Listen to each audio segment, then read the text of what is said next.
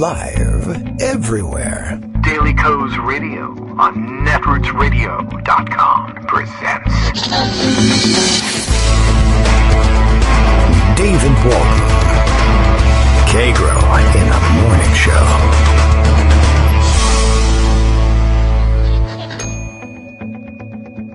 Now, here's David Waldman. Hey, good morning, everybody. How you doing? It's, where are we? Let's see, Monday, April 27th, 2020. Just checking that calendar thing to see whether there was any point in telling you what day it was or what day it had been. All melding into one, of course, and Donald Trump is screwing up his coronavirus response in every single one of them. For some reason, Hope Hicks is back in the news, and now everybody's mad at her, and they don't think she can do it, even though after all those years of Hope Hicks, how does she do it, all seemingly out the window. I've been thinking about her a little bit since they began mentioning her again. I'm just sort of thinking, what must it be like to have actually escaped the Trump White House effectively what was like a year ago? I don't remember when she came back, but she had escaped the Trump White House and had somehow done so with a sterling reputation. Maybe the one person who hadn't been completely destroyed reputationally when she left. I don't think, honestly, no honest assessment of what she had done at the White House was particularly good. But reporters had still, I guess, she still had that lingering the hangover, I guess, from the campaign when they all thought she was an amazing go-getter, and no one could understand how she could handle all of her tasks with such grace and aplomb. And I believe this stemmed from her returning phone calls. When people called for comment, she would call them and say, "We have no comment." But she would call and say that, and that really impressed reporters, I guess. And the magic lasted right up until she left the White House in what should have been disgrace, because, of course, it was the Trump White House. But instead, whatever, she got to go her own way, and then she was brought back with some fanfare, but no real clear idea of what it was she was doing, even though I think she was being bestowed some sort of grand title, Director of White House Communications or something. Imagine having escaped the White House only to come back to coordinate the communications for the Trump White House coronavirus response. It's about as bad as it could be. And clearly, the advice, I think, if she had been listening to anybody, would have been, no, turn around, go home. You can't be a part of this. It's not something you want to tempt fate with. But so she has, and apparently everybody is annoyed with her as a result, and maybe we can check into exactly why that is. Anyway, Daily Coast Radio is live now. We are reliably informed all the way from Portland, Maine. Thanks, Bill, as always. We're live, and in hour one, we'll find out exactly what the hell I'm going to do here. Kagro X, me, David Waldman, wins all the Nobel Prizes. Yeah, you must have seen that one over the weekend. Not that the president didn't try to hide it from you by eventually, one, deleting the tweet, and two, claiming that this, too, was sarcasm. And all of you people didn't get the joke. Of course, I know it's called the Nobel Prize, not the Nobel Prize. That's part of the humor. I don't know how that was supposed to be the case, but okay. And in an hour two, he, that is, gets them all taken away. All right, so all the Nobel Prizes are going to be revoked as well. And hey, that's showbiz. What can you do? There's not too much you can do to prevent that sort of thing from happening in this wacky world in which we live. All right, the raft of stories that we can always rely on from Greg are on their way in. Lots to review over the weekend. I'm no longer clear about what happened during the no-show portion of the weekend and what happened on Friday, but I think we're all up to date on the president's terrible communications and the attempt to cover them up as a joke. He told everybody, I guess when he was still doing press conferences daily, he abandoned the weekend press conferences, and I think the general consensus is that they realized that this was self-harm and that they didn't want him doing these things anymore because, I guess, was it the Friday press conference or was it earlier, the Thursday? I don't even know anymore. During which he said, think about drinking bleach or injecting it into your lungs or somehow injecting very powerful light whether it's ultraviolet or just very regular, powerful light, into the body through the skin or some other way, which is, those are the two ways into the body, through the skin or some other way. And, it's an umbrella term. Doctors use it all the time, some other way. And then, so that then became, I didn't say you should inject bleach. I was being sarcastic, and I did it to see what all of you stupid reporters would do. Now, we know what they'll do. They'll report it. And as they have been adamant that they will not evaluate most often the medical efficacy, let's say, of the things he says right there and then, those reporters in the White House, not their job. No surprise, they wrote down what he said. And of course, it was all on videotape as well. I don't know. Let's see. I mean, he spent a considerable amount of time trying to insist that as proof that nobody got his amazing joke, he wasn't even talking to Dr. Debbie Birx, but was talking to some other person who he couldn't come up with a name for, but some super expert that they have who does some sort of expert thing. And I was really talking to that person, not Debbie Birx, even though I said, "Isn't that right, Deborah? You've looked into this." And he's looked directly at her. She's acknowledging that he's speaking to her, but not acknowledging that anything he's saying is making any sort of sense or registering with her. But, I mean, we all saw it. And, whatever. I don't know. So that's how he spent the week. And then, of course, let's see. There were people who said, well, he didn't actually say inject bleach. He actually meant inject the light, which is not really that much of a help. And, but again, that too, he was pretty clear about it. I don't know where they thought they were going with this, but there are some press outlets, Breitbart, I guess, was the one who spent the most time on it, really dedicated time to trying to normalize this. But that's not a role that Breitbart is an acceptable conduit for. It has to come from mainstream media. And they certainly are willing to play that role to our great dismay. But even they couldn't really manage to do it. I think everybody kind of spent the weekend saying, well, we all really kind of saw that one on TV, and there's really no getting away from it. Then there was the Nobel Prize one, and that too, he insists, was a big joke. I was really talking about, I don't know. I mean, I think his position is he was spoofing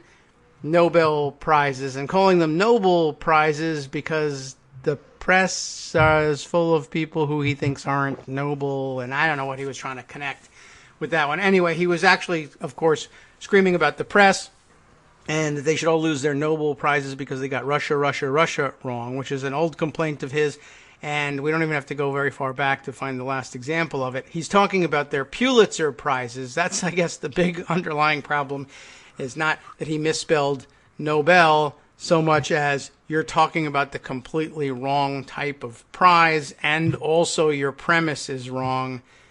And, well, what can you do? He's not a smart guy, and that's where we are. And so I guess Monday now rolls around. I don't know whether he has another presser planned or not. I don't know whether they consider. Do you? Okay, excellent. I'll ask that disembodied voice. It's Greg Dworkin's voice. He's waiting. Hi, patiently. folks. Hello. Hi. Good morning. Hi. I'm raising my hand here. Call on you me. Go ahead. I know. Oh, okay. Yeah, you in the back, and not you. The other one. Switch seats. That's another story. Okay. Yes. Why is he having a presser? So actually, what happened is he wanted Caitlin Collins from CNN, who asked great questions, to sit in the back. That one. Yeah, and switch. And the person in the back refused. The way that the seating is done, especially in the limited space they have now because of social distancing with every other chair, is that the White House Correspondents Association assigns the seats, not the White House. So it's not up to them. And the reporters refused to move and said, if you move us and get the Secret Service goons in here to push us around, we'll get up and leave. Yeah. So they backed down. Hey, all right. Damn, and that was so part close. of why he's not having any more press conferences about the coronavirus task force, which, by the way, is no longer meeting. Oh, and what okay. he's going to No do more today, tasks, I guess that's good. around 4 o'clock, is he's going to have some business leaders and a press availability, a press avail. Okay. And so you're allowed to come in and ask Pillow questions. guy. Hopefully, the networks won't cover it live the way they were covering the coronavirus briefing, because it's clearly propaganda crap.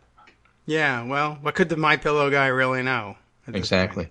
All right, yeah. They were trying to switch. I think CNN's reporter with the print pool reporter. The pool reporter. Which, it's important for them to be there, but I think that I don't know whether the pool reporter asks questions or not. But yes, anybody can ask questions if they're called on. They all submit questions, and they all try to get called on. Right. But the pool reporter refused to move. Collins refused to move. Yes. And many of the other reporters were tweeting at the time, if they try to push this, I'm walking out. Right. And they did tell the White House. Walker did that, for example. I have his tweet on that. So I'm glad it was a good and it. effective move. And I actually have some suggestions here about other good and effective moves they could take should this come up again. But as of now, the briefings are sort of off as currently done because Trump stopped doing it because he realized they were not effective. Yeah. He wanted CNN in the back. They were bothering him.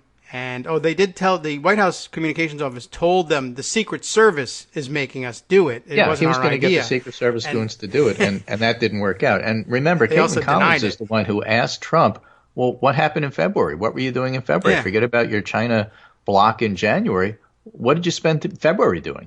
And that enraged him. And he then refused to take any questions on Friday, which is the first time, and the whole thing has been, 2-hour open session with him. He yells at you, doesn't answer the questions. And then the day before he walked out without taking questions. Yeah. So they do know that he sucks at this.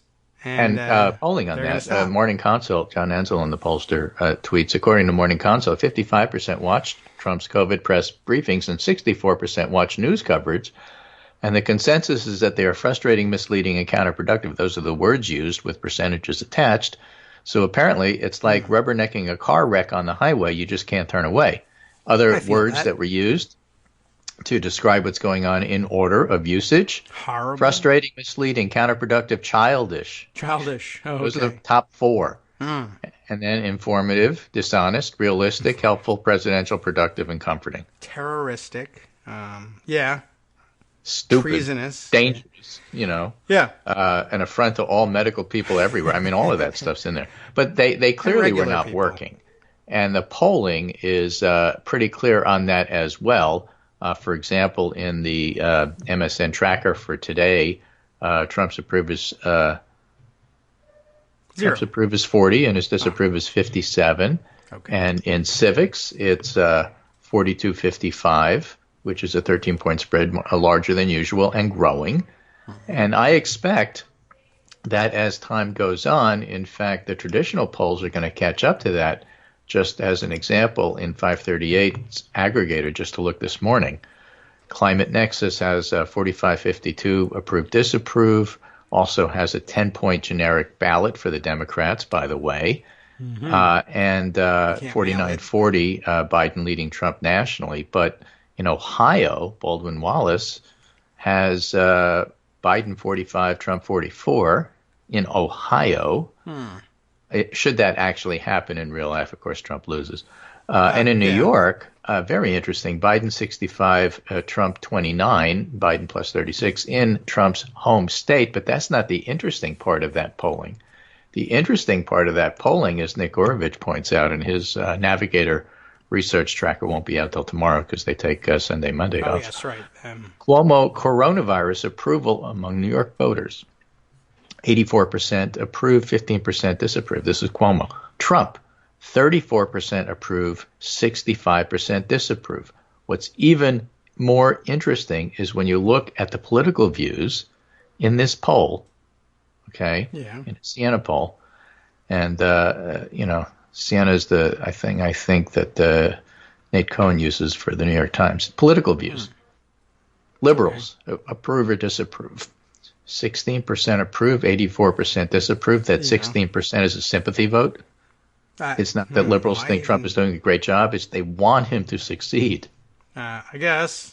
That's the soft stuff that Nick Gorovich finds in the Navigator research poll. 37% support, another 13% are doing it because they feel like they should support. I get it. It's soft stuff. But that's liberals, 16%, 84. Moderates, 29, 70. And here's the eye-opener. With conservatives, 68% approve, 31% disapprove. With Republicans, 72% approve, 27% disapprove. If you're only getting 72% Republicans, if you're only getting 68% conservatives, you are in deep, deep, deep, deep water here. Yeah, I guess that's true. I hope they follow through. I mean, You've got to get 90% to pull this thing out. Democrats are, 90% against you. yes. And, the strategy to date, and I guess forever after, is going to still be our base is all we're going to get, and that will be enough. Right. Well, interesting. There's a story on that, too. Oh. So we can switch to that, and then we'll get back to what the press people really should do. We'll have time. You may do it Trump's as you focus wish. on his base complicates path to re-election, writes Jonathan Lemire in AP. And let me just give you the nut graph here. The coronavirus has threatened to rewrite the Electoral College map, and Trump's campaign has become concerned about losing support in several key swing states, particularly Florida and Wisconsin. Some advisors have all but written off Michigan, which Trump captured in 2016 by fewer than 11,000 votes. He's locked in a feud with the state's Democratic governor. Yes. In former Vice President Joe Biden, Trump faces a presumptive Democratic nominee whose promises of across-the-aisle outreach and pragmatic experience-based management may play well in several battleground states at times of crisis. That includes Arizona, which has a vast suburban population uneasy with the constant Trump drama, tweets, and base plays. People are going to go for stability, said Doug Cole, a veteran Republican operative in Arizona who worked on McCain's 2008 presidential campaign. Biden can capitalize on that. Now, Trump campaign officials emphasize the election's still 6 months away, and they noted polls can be wrong, but there are warning signs. Several Republicans who mimicked Trump's 2016 strategy by focusing on immigration failed to win congressional or governor seats. True. Whatever impact it has in boosting turnout among core supporters, it boosts the backlash vote even more, said Frank Shary, the executive director of the liberal immigration advocacy group America's Voice, and he noted that 2017 Virginia, we love people in Virginia, governor's race in which GOP nominee Ed Gillespie tried to feather candidate Ralph Northam with ads on immigration. The strategy backfired, as it did in many 2018 midterm races, something else that Greg Sargent brings up. Trump's latest campaign poll is disgusting and it will fail, and kind of goes through a lot of that, and Frank Shary's quoted there as well. And so, he's trying this stuff, and it's not working. I mean, where are the caravans? True, he needs one. Where'd they go? I mean, are they doing social distancing with 6 feet apart, and so they're less threatening? Well, I wonder. I don't know whether they. Who knows whether what they happened ever to them? They were supposed to show up and do them assault. What happened to MS-13? What happened to Burisma? All this stuff that Trump was investing literally billions of dollars in. Yeah, it's now wasted money because you haven't heard a peep out of that stuff. I'm not certain what to make of the caravans because I guess for the most part I felt like they were making them up anyway. Sometimes they were actually real. But, why not make them up now? Strategy is my point. None of this stuff he does is really makes everything up. Yeah, I'm imagining. I guess maybe they think it's a hard sell now. The idea of sure, there's a giant caravan to coronavirus land. Well, no one's interested. Yeah, maybe they think he's lying. They don't believe him, and they don't care. Well, I'll take it, no matter why it's happening. But anyway, so what should you do with this stupid White House stuff? I should. Box it up. Stupid tricks that animals do. What was it? The old Dave Letterman stuff. Those humans. First, let's start out stupid human tricks. Yes. Stupid Trump tricks. Smart animals. Why don't they just walk out? Says Jay Rosen. Yeah. Why not? It's a two-parter. They said okay. This is why they don't. And the second part is by Joe Lockhart. What they should do instead. So this is the Jay Rosen part. All right. Why stick around? Why? As Mehdi Hassan of The Intercept put it, why are the reporters in the networks they work for allowing him to do this? Being his punchbags on live TV every single day, playing the role in his TV production, why not ditch these briefings and focus on the failed response relentlessly, forensically, passionately? Why don't they just walk out? I don't know. Well, here's why. Oh. I'm not defending this, he says, but I'm proposing the answer to the question is some combination of the following 13 things. So we'll do this lightning round style. Number one, what the president says is news. Okay. This was a wrong turn taken long ago in American journalism. It's a kind of bug in the code for how to report on national politics. It's basically, if the president says it, you have to repeat it somehow. Okay, that's problem number one. Number two, there's enormous prestige in being the president's official interlocutor. Yes. So it means you are effectively part of the presidency. That's not something journalists think to mention, but to me it's major. There's glamour It means you're important. If you're not in the actual room where history happens, you're pretty damn close. That's seductive. One occasion where you can feel that is official primetime press conference in the East Room of the White House. Quitting that is hard if you want to feel important and close to power. Yes. Okay. Okay. Number 3, it's part of the franchise. Something we can do, you can't. True. Right? Number 4, we fought for this space in the White House. It's valuable. We protect it. We're not giving it up. And that's why the White House Correspondents Association defends who sits where. I added that last part, but that's true. Okay. Okay. Number 5, the American press tends to be a herd of independent minds. Meaning it moves as a pack, but each individual believes in his own autonomous decision-making. Yes, okay. Right? Number 6, it's cheap, it's easy, and it's endlessly repeatable way to capture news. So for the cable news, it's irresistible. Number 7, our job is to tell you what happened. You decide what to make of it. Complete abrogation of responsibility, but it's easy to fall back on that one. Number 8, the news media should not be protecting the American people from their president. Now, this is actually a good one. And that gets back to Anzalone's, just watch the damn thing because everybody knows he's an idiot now. Okay. That's Tom Nichols' position, too. I watch these briefings because it's important for the American people to see how unhinged Trump is. Well, there's some merit to that. And as you can see from the words that people pick to describe it, that's happening. And, of course, his poll numbers are dropping.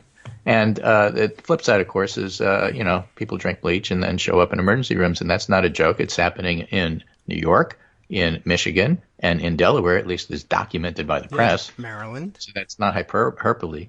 Maryland, too. Yeah. I mean, there's a bunch of places where that is occurring. Yeah, I'm sure it's happened in every state, and they haven't bothered reporting it everywhere. Now, this is an important one, and gets to a lot of what Joe Lockhart has to say later. But the briefings let us hear from experts and White House advisors, so you get to see Fauci and Birx and ask them questions. Yeah. Now, Trump has just said that Fauci and Birx are going to take a back seat, and they're not going to be there, so that one disappears. And, yeah, you don't want to ask the MyPillow stuff, and who cares what Larry Kudlow says? He's always wrong. And Peter Navarro, I don't really care what he thinks about the economy. I'm sorry. They're not Birx and Fauci. Nope. Birx isn't Fauci. I mean, so there's a lot to be said about hearing them, and some people only tune in for that. And actually what the cable news company should have done is just tune in on them and nothing else. They tried that and once. then play the rest later. Number 10, sure, Trump is often untruthful, but that's why our reporters are there, so the audience can hear the president face tough questions, except they don't ask follow-up questions. They're not prepared, and it should be science people there. Yep. Number 11, Trump is good TV. Good TV means big ratings. Big ratings means big money. Okay, that one we get, doesn't need an explanation. 12, TV news has no clue what to do about bad actors using airtime to spread disinformation and hate. That's also true. Yes. You just have never figured this out. Number 13, we can't abandon the briefing room to OANN and Gateway Pundit. I think we can. So those are the 13 reasons why you should do that. The New York Times, Jay Rosen notes, does not send anybody to the coronavirus briefings. They've walked out. So I didn't realize that, but that's been true for some time. Okay. Well, yeah. That's okay, something. So what do you do about that? Well, Joe Lockhart has some good answers. All right, then. Okay. And Joe Lockhart, for those of you who don't know him, says, well, I'm the last person reporters want to take advice from. I'm a former White House press secretary. He had that role during the Clinton administration. He organized these things. So that's his expertise. Okay. Okay. And he says, I doubt reporters went to the White House press office looking for advice on how to do their job, but these are extraordinary times. So here's some advice anyway. Okay, fair enough. Okay, so here's it. And he says, I'm doing this because I spent years anticipating what you all were going to ask and tried to prepare myself, and my fear of what you would do is the insight as to what you should do. Yeah. Okay. Fair enough. First, stop directing most of the questions at the president. He's adept at avoiding them. Ask the scientists and doctors in the room. They have the knowledge, and the more you pepper them with questions, the closer you'll get to the truth. I always felt anxious when experts gave the briefings, not because they'd get something wrong, because they'd say too much. Yeah, I believe Second, employ what I call the Tim Russert method of interrogation. The president is very adept at turning questions back on reporters, questioning their credibility, blasting the media, prepare long quotes using the president's own words. We got good at predicting what it would be, although we weren't always great at coming up with answers. So just read his own words back to him. So, how do you justify that today, given that it didn't turn out the way you said? Okay. That's like there'll be 10 and 5 and then soon it'll be gone. You said that. Yep. How do you reconcile that with what's happening now? Those kinds of questions. Reasons. Third, you have to work together as a group. The White House briefing is a battle between the White House and the press corps. My worst fear during a briefing is losing control of the room as reporters work in tandem to pin me down. When reporters start working together, it's not antitrust. Yes. Right? There's no rule that says that they can't coordinate things. You've seen that at times. Sure, of course. When he tries to shut down Yamiche Alcindor, other reporters will pick up the same question and do that. They just need to do that all the time. Yes. What they used to call a feeding frenzy. Yeah. Fourth, make sure a medical expert is part of the pool. The most important tool any press secretaries has is knowing or having the perception of knowing more than the press corps. Not because they're smarter, it's because they have much better access to administration policymakers. Okay. Okay, so have Sanjay Gupta, for example, be there and ask the stories, and then Lockhart tells the story of my nightmare was walking to the podium and seeing the late reporter Robert Peer in the New York Times. He was soft-spoken and extremely polite. He knew so much more about healthcare than I did. I was always afraid when he was going to ask a question. So that's the kind of thing you have to do. I see. Fifth, don't let the president interrupt your question. Oh, yeah. Be ready to politely say, Mr. President, I'd appreciate it if you would let me finish. And then when he looks like a bully and won't do it, you win. Yeah, I mean, that opportunity is available all the time. His favorite And tactic. 2 quickies before the break. Yes. Politely hold the floor and tell the president to answer the question because you didn't answer the question. And finally, when the president says, who do you work for? Don't say CBS or CNN. Say the American people. I don't know if that one's going to work, but it's a fun idea. All right, well, some... Well, say it. I mean, yeah, why not? What's the harm? You're right. There's no reason not to. Hi, everybody. It's me, David. Let's change things up from the old fundraising pitch for just a minute and talk instead about how you can be a part of our show. If you've got a smartphone or any other electronic recording device, why not sit down and record a segment for us? Read us an important article and give us your take. Read one of your own original essays, or even just give us your commentary on something you'd like to share that's important to you. Then send the file to me at kagrox@gmail.com, and I'll try and work it into the show. Short segments, a few minutes in length, are easiest to fit in. And of course, I can't always guarantee that I'll be able to play everything, but if you've ever shouted at your radio or TV about something you wish was being covered, here's your chance to change that. Make the show your own. Send your submissions to me at kagrox@gmail.com.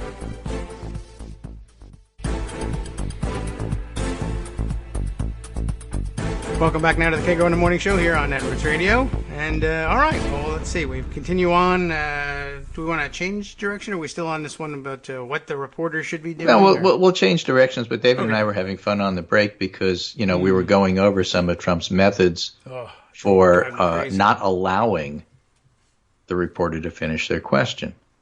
Yes. So he, as David pointed out, interrupts them by saying, excuse me, as if Trump is the one who is being interrupted. The guilt, the victim here. Right. He's the one being interrupted. And, in fact, what the reporter should do is simply stand. But, Mr. President, you haven't let me finish my question. Mr. President, would you please let me finish my question? Let him look like a jerk. And then I said to David, really, you should practice those things when I interrupt you. So I'm the one that looks like a jerk. Right. Excuse me. You're a jerk. Yeah, exactly. When it's just stated outright. It is. I mean, it's really kind of brilliant that he's figured out that if he does the excuse me thing, that's, if you say it in the right tone of voice, it makes people, assume that you're the one that's being victimized here. And they give you the benefit of the doubt for a few seconds, so you can go ahead and collect your thoughts and say stuff. Now, this is what he's good at, not governance, not being a normal human, not compassion, which is always missing, empathy. These things are missing from his conferences. He never mentions the 55,000 people that have died. But he is good at those things. So I think that's worth recognizing. And how bad is he at the rest? Well, here's the Boston Globe opinion piece from Michael Cohen, which still is not an editorial from the staff, because Michael Cohen has written this before. But the headline is, say it loud, say it clear, Donald Trump needs to resign over his handling of coronavirus. Okay, he does. And Joe Lockhart, again, Clinton's press secretary, familiar with these issues, says, where are the newspapers saying Trump should resign over this. Yeah. Where are they? I don't. What are they doing? What the hell are they newspaper thinking? boxes. I don't know why it's not a daily thing. He's terrible and people are dying. That's easy. You'd think, anyway. So let me finish off with a couple of tweet storms here. Not too long. Excuse you. All right. Excuse me. Let me finish here. So this first one is from Angela Rasmussen, who's a virologist at Columbia, contributor to Forbes. Oh, okay. Expert, subject matter expert. Yes, and a Rasmussen. Right? We have to listen and, to Rasmussen. at least of those. So Donald Trump had tweeted, "What is the purpose of having White House news conferences when the lamestream media asks nothing but hostile questions and then refuses to report the truth or facts accurately? They get record ratings and the American people get nothing but fake news, not worth the time and effort." That was the tweet that ended the press conferences, as we know them. Yeah. Okay. And Angela Rasmussen, the virologist, says, "As a virologist, my professional opinion of this tweet is F off. You cowardly, fragile, gaslighting liar whose unrepeated extolling of inaccuracies have directly gotten people killed." Yes. Now, she's a woman. She used the F word, which I'm sanitizing for our listening audience. Yeah. And she wrote, "Yesterday I tweeted criticism of Trump and I dropped the F-bomb. Some have complained in the replies about how this vulgar display of uncontrolled emotion, as well as me expressing my political opinions, hurts my credibility. My response, F that." Well, I guess. And then goes on to say things I've said to you, but I certainly feel. Okay. She says, "Pandemics are political. Policymaking is political. Public health is political. Scientific research doesn't occur in a vacuum. Thus, when the president makes dangerous and false statements about science, correcting him is both political and necessary. Yes. Scientists are also not emotionless lab robots who operate in some kind of intellectual Switzerland, where we only think in the cold mathematical language of logic. We're human beings. We have emotions. We can take sides on important issues. We have political opinions. And when the president makes a statement about unproven or outright dangerous treatments, people will take him at his word because he's the president. He's got automatic credibility based on the office he holds." We just talked about how the press, deals with that. Right. It's wrong. It's reasonable for me to be horrified, angry, and worried by this. Sure.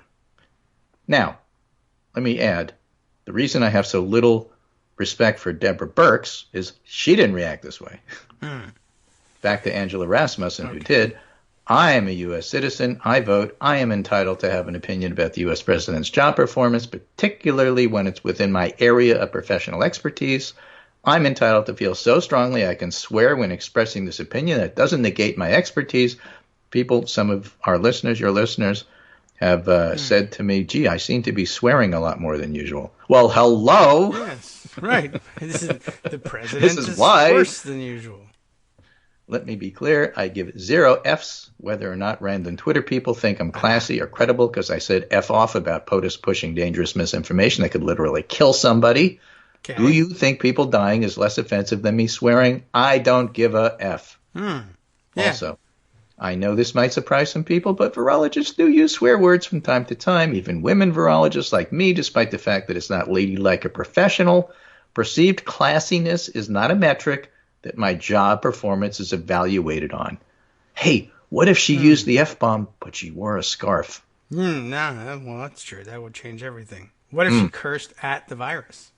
I'm also very curious to see how many of my male colleagues have been told to mind their language and their emotional tone. My guess is disproportionately fewer. Men are less likely to be accused of hysterics that negate their professional expertise. Unless do you think there's no sexism involved here? What difference does it make whether Deborah Birx wears a scarf? I don't know. It's just remarkable. It's a tie for women, okay? Do people talk about people's ties? Yeah, actually, they do talk about Trump's ties because they reach his knees, but that's a different issue. Well, her scarves are huge. She has good scarf game, no question. So stop holding scientists to a ridiculous standard of neutrality that denies our humanity and diminishes our expertise. Scientists should point out how the president continues to fail the public. He was elected to serve. We're allowed to be critical. We're allowed to correct lies. We're also allowed to decide what language we use, including swear words. When the president says we should look into injecting disinfectant, I'm allowed to have feelings about it in addition to a professional assessment and use naughty language to express that. So if you think it's cool to say you're right, but your emotional use of swear words makes you lose credibility, in my opinion, then perhaps you should reconsider why you think scientists shouldn't be upset by politicians pushing misinformation that could cost lives. Okay. And she's got a good point. Now, another good point here, and you do have to be careful about this, I certainly do as a male, is that, why does Fauci get a free pass and Birx doesn't? Does he? Is it sexism? I am far more critical of Birx than Fauci, but then again, Birx sucks up a whole lot more than Fauci does. Yeah, and she's the laying one down that on said, the job.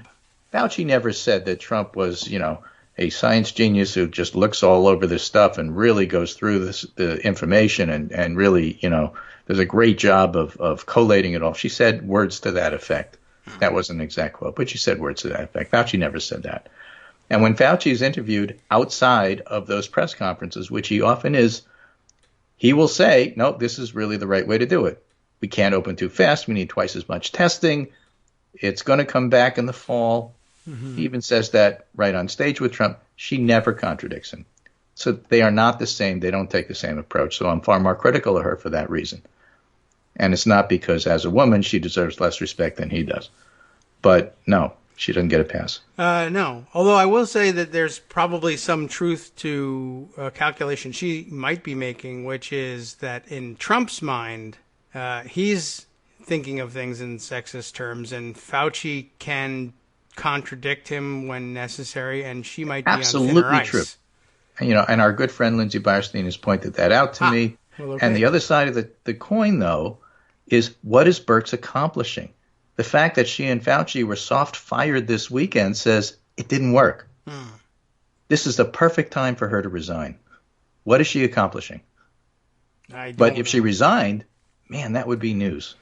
Yes. Oh, if she wanted to market those scarves, maybe a couple more briefings would be a good idea. And really, honestly, why not? Cash in. I mean, there's a time and a place for everything. Sometimes you got to just bite the bullet the way the captain of the Theodore Roosevelt did and say, I got to do this for my crew.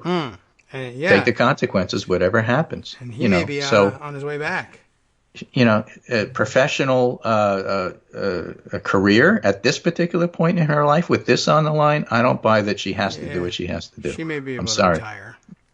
I don't. Should Fauci resign if Trump stops listening to him? Yeah, he should. Yeah.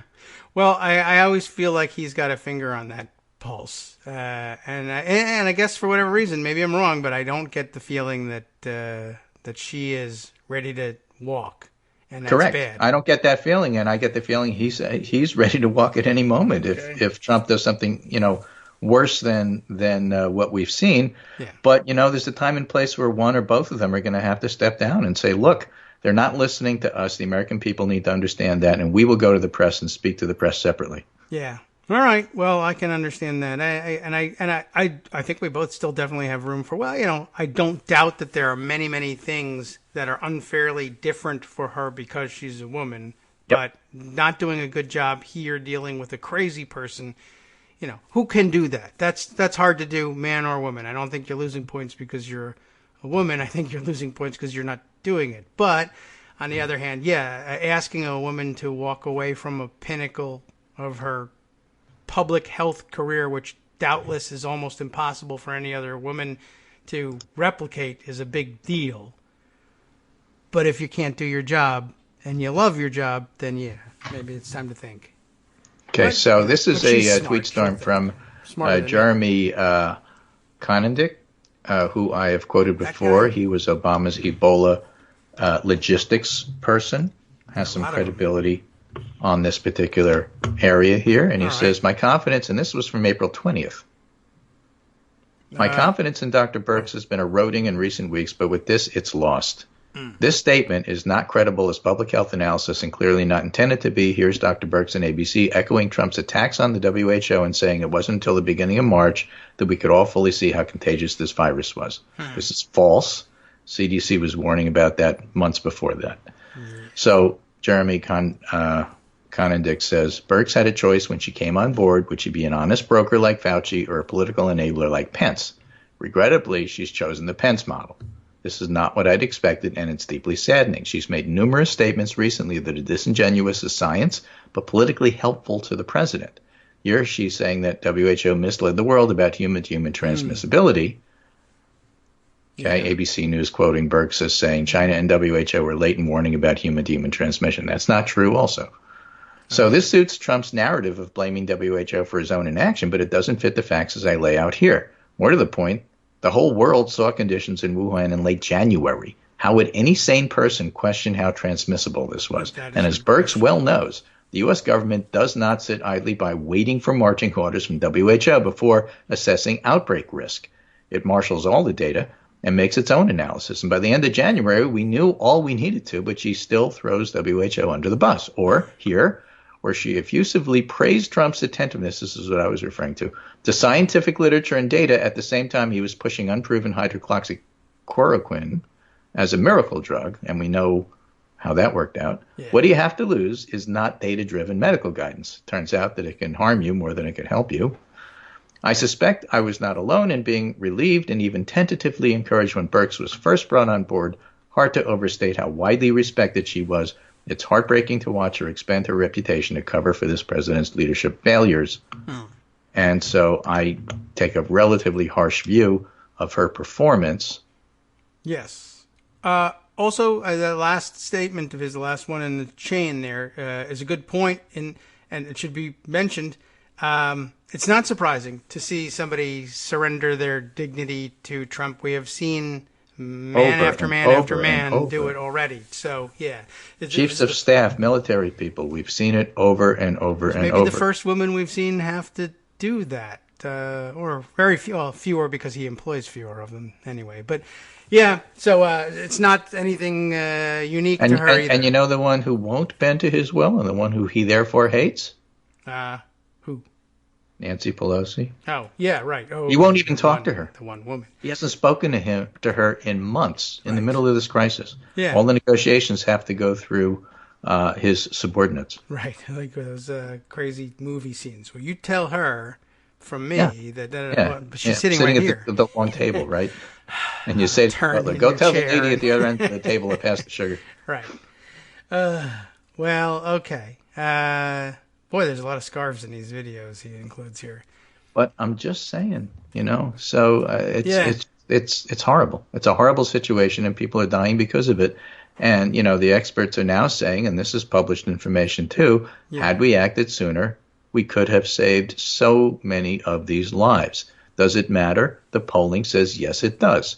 Are medical people upset about this? Like the virologist, Dr. Rasmussen? Yes. Yeah. Medical people are upset about this. This is the opposite of what we do, what we're trained for, why we're here. Yeah. It's not been good. And, man, I'm just watching her. I'm thinking about what must be going on in her head. And I don't think she has any designs like, well, I'm going to rise to power or something like that. I think she's just saying, however, she is one of the names that keeps getting mentioned for when they get rid of Azar at HHS and throw him under the bus and then replace him with her. Yeah. That's not what she wants. That's not what she does. That's not her career path. That's not her expertise. Running a agency the size of HHS is, that's like state budget level stuff. That's how big it is. And that's why they always pick governors for that job. And that's not what she wants. But her name keeps getting floated because it gives Trump the veneer of credibility to do something like that. I guess so. Well, hopefully she won't get cornered. So I'm just saying she's getting used. I don't see it. I don't see what she's bringing to the table. Yeah, she should resign. She should make a splash. And like the captain of the Theodore Roosevelt, it would be a story. And those stories matter because negative coverage of Trump is the only way to push him to do what needs to be done. You can't persuade him in private. You have to push him in public. That is just so crystal clear to me. Yeah, that's true. Even if you do manage to persuade him in private, if anyone else talks to him before he gets to a microphone. Jared just talked to him as he went out the room, and then everything you just worked on for 3 weeks just got blown apart. Right. Speak to him, you put him in quarantine. So you have to push him, and the only way to do that is with negative news stories, and the only way to do that is somebody with the stature to stand up to him, because that's news. Unless you can get on Fox and Friends and somehow But, as Jay Rosen and Joe Lockhart were talking about, you still have weapons that you could use. You still have tools, okay? So if you have them, use them. Yeah. Well, Oh, the other thing you said that reminded me of something you pointed out this weekend on Twitter. You said it goes against the doctor's training. There was an article that you pointed out as being a great read, which spoke a great deal about the training for communications during a pandemic being so important. That was a brilliant story, and yeah, that was. I may include that for you. Or you want to save that one for Wednesday, or you want me to read that one? No. I'm going to give it to you because I think okay. it's great. Excellent. And yeah, that was over the weekend. I don't think it was in today's. I think that was in Saturday's pundit roundup. Okay. And I think it was one of the best reads of what's going on here. And it was, let's see. What the hell was it again? I can't remember. Okay. I think it's in here somewhere. But yeah, if you've got it, I can find it. I know you. I can find your tweet where you said it was such a great read. And it was. And I actually didn't even retweet your thing until I had read it to be sure it was a great read. And it really was a great read. So right. It was a story about communication and basically how Seattle handled a lot of the initial information because they listened to the public health experts and New York did not. And honestly, it doesn't make de Blasio look very good. No. Makes Inslee look great. And people like that. Yes, but again, I said early on, Jeff Dushin and Washington, King County have terrific public health. I said that from the beginning and turned out to be true. Yeah. So this is a piece that was in the New Yorker. And here it is. It's called Seattle's Leaders Let Scientists Take the Lead. New York's did not. Yes. I'll let you go through that, but it's just a really interesting piece, which also deals with how epidemiologists are trained by CDC and then seeded out into the world to be prepared for stuff like this. Right. And it reads like a Michael Crichton movie. You know, it's like somebody else tweeted on the topic some time ago. Every disaster movie starts with the politicians not listening to the scientists. That's right. Yeah, I did see that. And that's how this piece reads. It was very good. And it really was. And it makes de Blasio look terrible.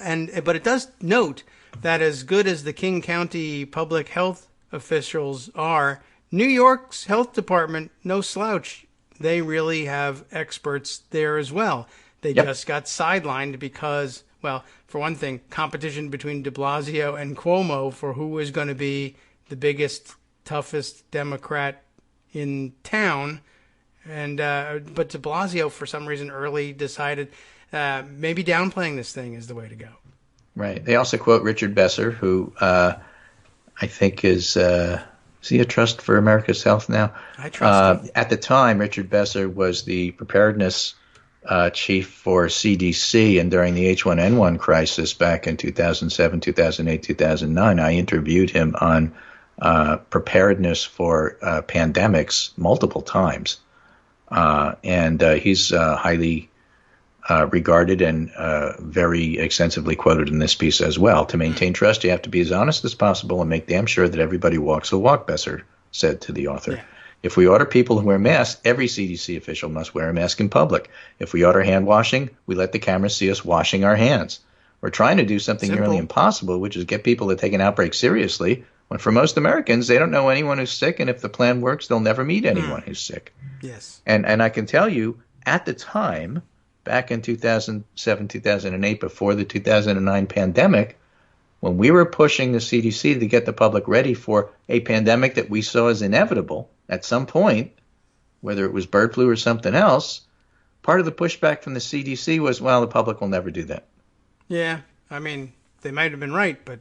they might have been right, but they certainly won't do it if you don't try. Right. Yeah, well, then you're definitely correct. Then you're definitely correct, you know? Yeah. And so, you know, they were unwilling to publicly do that, but, you know, we convinced them slowly that maybe we were right and they were wrong, and they started to take it seriously, and that's when they put together...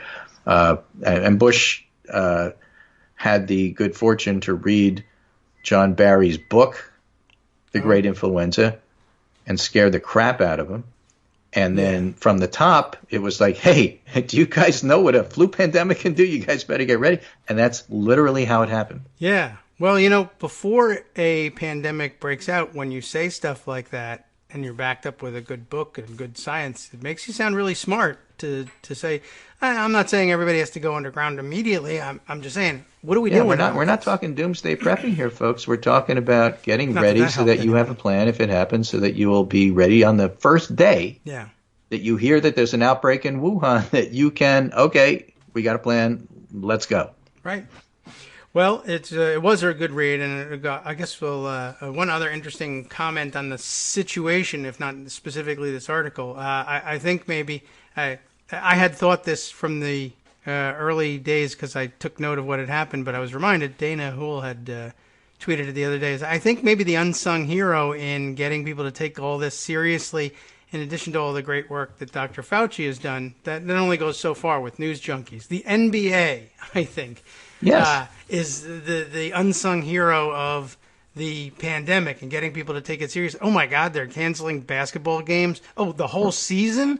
All right, I'm going to get some... Right, exactly. some Or, masks and gloves canceling and food. South by Southwest, or Yeah. Tom Hanks getting sick. These are the things Yeah. that hit the Right, public right. in big ways. And, you have to use those if you're a public health official as part of your discussions. Yep. But they have a wonderful discussion there about the role of public health, and really what you say is as important as what you do. Yeah. That's And then you bring it great back article. to Trump and say, oh, my God. Yeah, he's terrible, and Hope Hicks was no use to him. But this is part of the reason why I've been so upset with him from day one Aha. on this topic. Oh. Because it is so clear what I you're always supposed to hated do. It's known. And he's doing everything wrong, everything opposite of what best practice is. Yeah. I guess you could say, after reading the article, you might be able to offer the excuse, well, the president is a very dumb person, and that's a bad idea No, to start with. not good enough. That but you doesn't even can excuse say, him. well, no, it doesn't, but it explains it. He's a dumb guy, and so it's likely that he wouldn't know what to do. And we do learn from the article that the proper approach to communications during a pandemic might be somewhat counterintuitive, but it's time-tested and proven, so do it. But you only do that counterintuitive thing if you're trained and you stay trained for doing it. And if you're come from outside of that training regimen, you will do the wrong thing, especially if you're a stupid guy. And what do you know? We happen to have one. So, yeah, he did all the wrong things, and almost And anybody one last might, thing, because this but is he's something also that always extremely bugs dumb. me whenever we have these conversations, particularly when we're at the very beginning or just before something happens. Oh, okay. All right? Because the natural reaction from politicians is always the same. Totally predictable, as much as the sun coming up in the morning. Yes. Don't panic. Right. Don't panic people. Don't you panic people. No, it's relax. Don't get upset. Because if you get upset, you'll get upset at me. I don't want that. So there must be some bad things that happen with people getting upset, so don't get upset. And the article makes the point, no, you're supposed to frickin' panic. Yeah. That's how you get people to change their frickin' behavior. Yeah. That's true. Cancel You see something the season different. in the NBA. Oh, my God, it must be serious. Yeah, Of course you that want did it. people to panic. If you want to call it panic. I don't really call it panic. I call it enlightened reasoning. Yeah. The same reasoning that after the 9/11 towers were hit, people in lower New York left the area. Yes. That's not panic. That seemed like a reasonable thing to do. It's unreasonable if you stayed. Right. So that's not to say that in every situation you should do the counterintuitive thing. That would have been a Now, refined you know, the heroes of 9/11, the first responders Yes. stayed. They actually rushed in. Right. But that's not normal behavior, and that's not what you expect the public to do. And you have to be trained, And trained, that's trained. not what you're asking the public to do. Yes, right. The people who have to do that counterintuitive thing can do it and are confident in doing it because And while they're they're doing it, trained. they're asking the public to leave and go Yeah, in the other you go direction. the other That way. is not panic. Right. That's true. That's a trained response. So fair enough. Okay. Well, I will. I'll read through some of this and share it with everybody because it really is pretty good. And let's see. Just by way of news, since you mentioned the captain of the Theodore Roosevelt, the Navy looks to be ready to possibly reinstate him. I don't know whether Trump is involved enough in the situation to care about whether or not he should override this. I think he's ready to offload that on... A twist on that. The Navy is ready to reinstate him, but is afraid Trump will get involved with that. Yeah. So they haven't made the decision yet. Right. They need to sort of probe to see whether or not he really cares. I think he's in a good position to dump that off on the Navy, the acting Navy secretary, and just say, well, he did it. I wasn't really watching, and let it go. I don't believe he's on the record as saying that he had to go and he was insubordinate, but other people were, and they're gone. So maybe it works. Anyway, they're now up to 840 plus positives on Theodore Roosevelt from the 3 initially found. Some of them died. Yes, one sailor unfortunately was lost. They've been doing a pretty good job getting recoveries out of people and avoiding the worst problems. But you see that thing exploded in a month from 3 cases to 840, and we're learning an awful lot about it. I got some articles on that to share as well. So right, and meanwhile, Trump is still tweeting as of this morning, fake news, the enemy of the people, in all caps.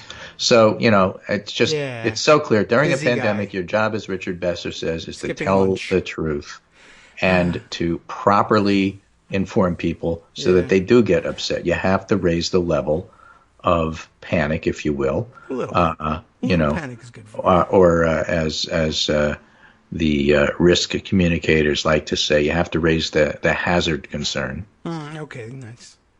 Better than saying panic. That's true. Yeah. Yeah. All right. Well, he's tweeting away, and I guess he's got to do something in order to. Now he has to live up to the article that says he works so hard he sometimes skips lunch, which I have a hard time believing. Yeah. Yeah, in favor of 5 dinners. All right, so that's it for today. Okay. I'll be back on Wednesday, where David and I will practice interrupting each other, because this is how we speak in real life. Excuse me, yes.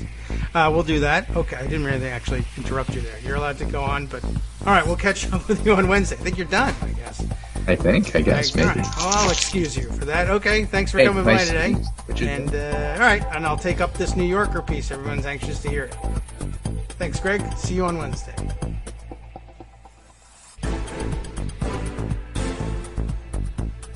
Welcome back now to the Kagro in the Morning Show here on Roots Radio. I'm trying to decide exactly how I'll handle this New Yorker piece. It is rather long, but it actually is really good, and it's well worth spending some time on. And you have so much to read at home, I'm sure. Maybe we'll do you the favor of reading through this. I did want to update you a little bit on the Theodore Roosevelt situation. Like I said, 840 sailors now positive for COVID-19, and I've got 2 articles that are relatively quick, relative to the New Yorker article anyway, that I thought I would share about that. USA Today has one. Both of them have some interesting factoids to pull out of this, including the Dateline, which is in Guam, but gives us the the name of the town, the city. I don't know how big this thing is, in Guam, and you don't get to say a lot of them all that often. Hagatna, is that right? I don't know if I'm pronouncing it correctly or putting the emphasis in the right place. Hagatna. So you learn something about Guam from this article right from the start.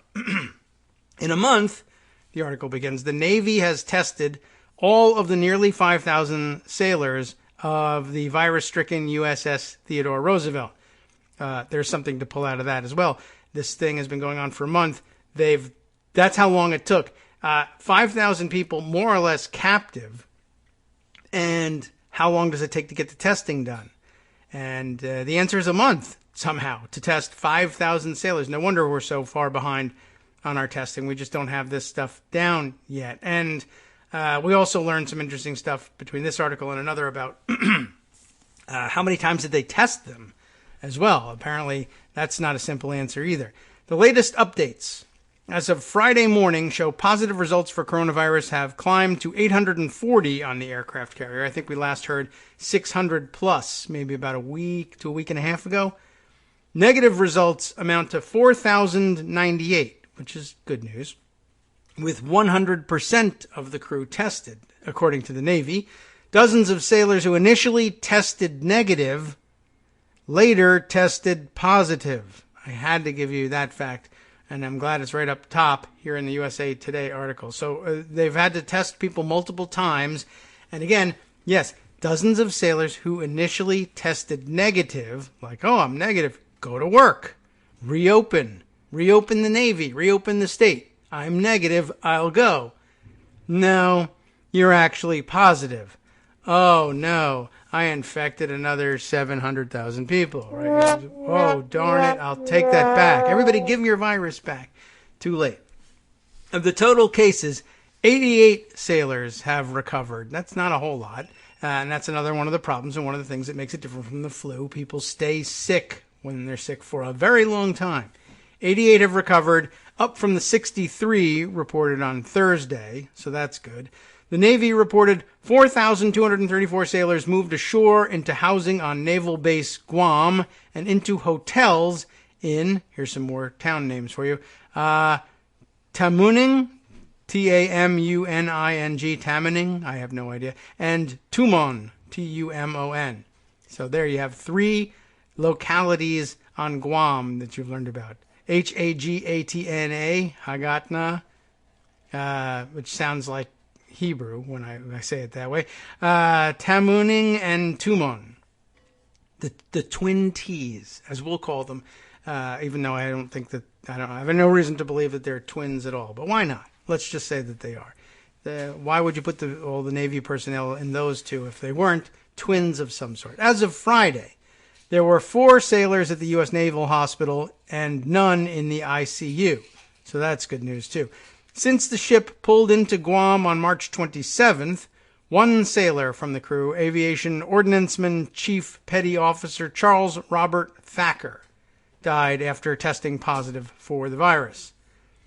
Now, there's a little bit more, very little bit more to the article, but I think it's probably not as important as that tidbit I offered you up at the top about the number of sailors. They didn't give us an exact number, but I'm worried about that. How many dozens? When you say something like people initially tested negative and later tested positive, dozens doesn't really satisfy me. I'm sort of looking for more information than that, and was hoping to get it.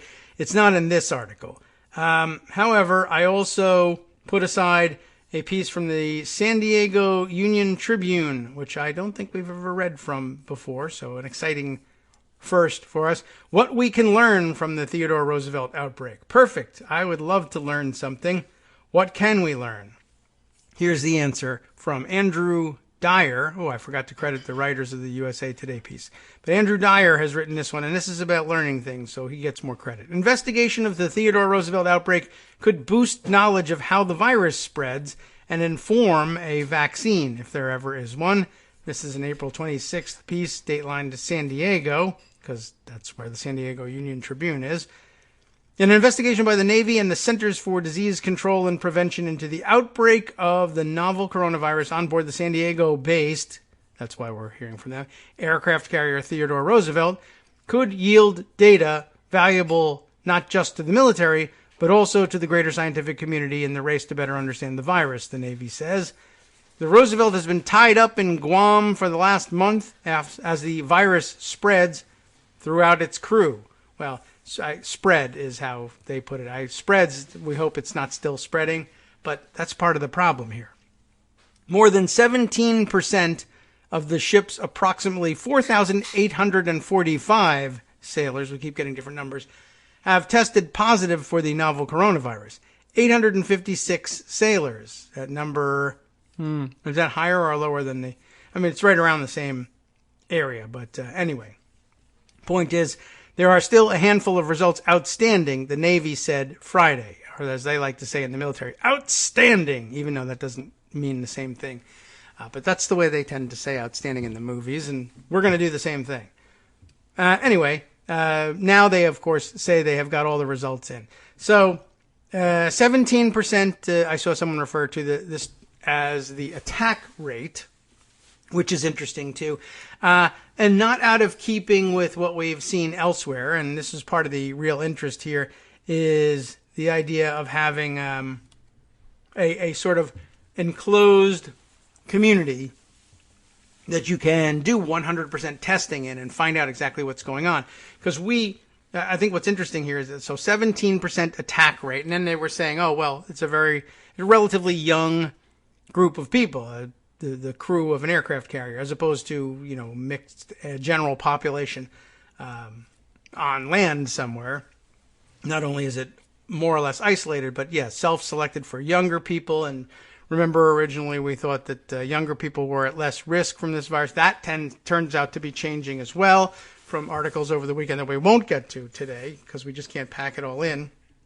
But, we like to keep up to date on those things. I'll continue with the article because there's some other interesting stuff buried in here. 4 sailors are in the hospital at Naval Base Guam. Then they mention Chief Thacker here, who died from the virus last week, only 41 years old. And so that could be a good segue into what's happening with the 30 and 40-year-olds these days.